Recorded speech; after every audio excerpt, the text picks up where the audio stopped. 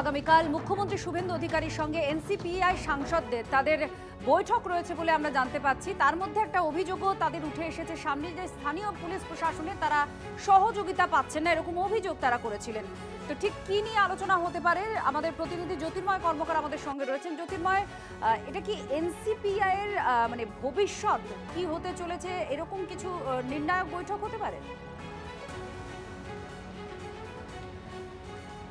গত ২ সপ্তাহ ধরে এই বৈঠক হওয়ার কথা। বাদের অধিবেশনের পরেই শুভেন্দু অধিকারী দিল্লি আসার কথা ছিল, এনসিপিআই সাংসদদের সঙ্গে তার বৈঠক করার কথা ছিল, কিন্তু গত ২ সপ্তাহ এই বৈঠক বাতিল হয়ে গিয়েছে।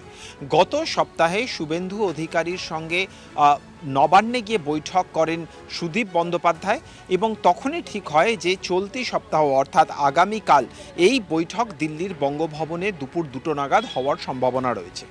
যেদিকে আমাদের নজর থাকছে তা হচ্ছে এনসিপিআই এর ভবিষ্যৎ নিয়ে এই বৈঠকে মুখ্যমন্ত্রীর সঙ্গে এনসিপিআই সাংসদদের আলোচনা হবে।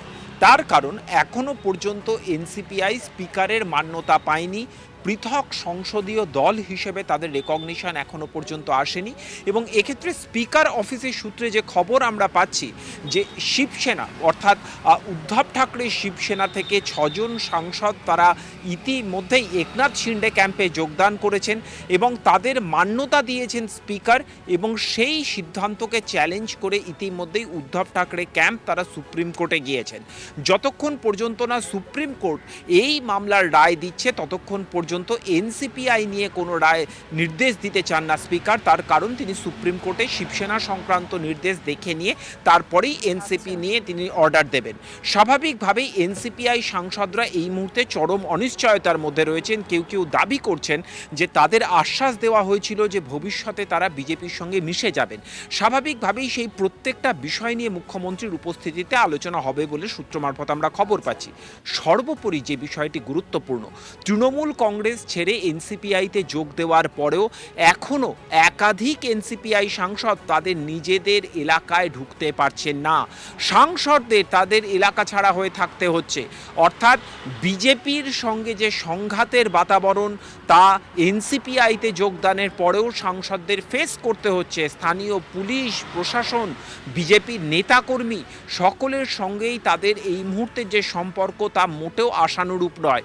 স্বাভাবিকভাবেই আগামীকালের বৈঠকে জ্যোতির্ময়, শতাব্দীরা এই মুহূর্তে আমাদের সঙ্গে রয়েছেন। শতাব্দী, কালকে আপনারা মুখ্যমন্ত্রীর সঙ্গে কথা বলবেন, কি নিয়ে কথা বলবেন? হ্যাঁ, অ্যাকচুয়ালি এখনো পর্যন্ত সবাই নিজেদের এলাকা নিয়েই কথা বলছে, নিজেদের কি চাই কথা বলছে, কি হচ্ছে কথা বলছে, বা কোনো একটা প্রপোজাল সেটা কতদূর এগিয়েছে কথা বলছে, এইসব নিয়েই কথা হবে। এবং কাল কথা বলার পর বুঝতে পারবো বেসিক কি কথাগুলো সবাই বলছে।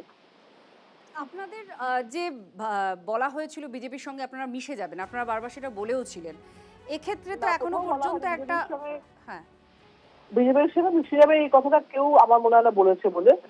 ভবিষ্যৎ কি হবে জানি না, কিন্তু এই কথাটা হ্যাঁ বলুন। হ্যাঁ, কিন্তু বিজেপির সঙ্গে মিশে বলে এই কথাটা কেউ বলেছে বলে আমার ধারণা জানা নেই আর।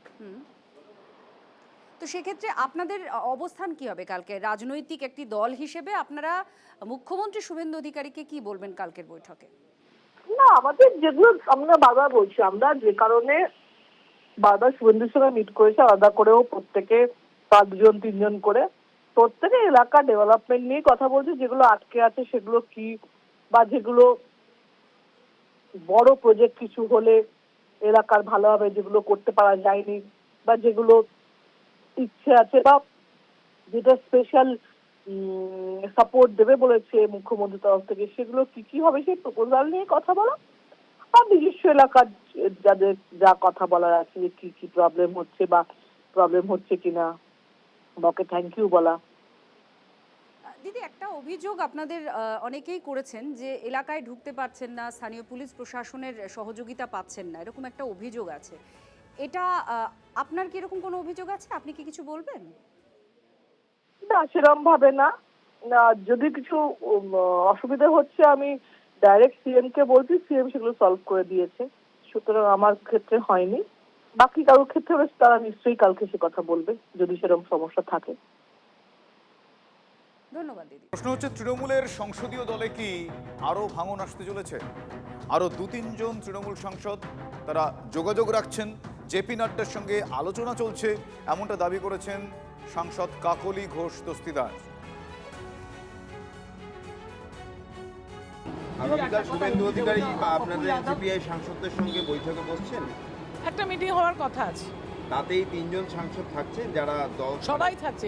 আমরা সব সময় কিন্তু 20 জন একসঙ্গে আছি, এবং যে কথাটা পোস্টে আপনারা বলছেন আরও 2-1 জন সাংসদ তারাও আমাদের সঙ্গে কিন্তু যোগাযোগে আছে। সৌগত রায় তিনি বলছেন যে এই 3 জন বিজেপির থেকে প্রবল চাপ আসার কারণে এই দলে ফেরাটা তাদের ক্ষেত্রে একটু সমস্যা হচ্ছে। কোনো প্রবল চাপ নেই, স্বইচ্ছায় সবাই এসেছেন।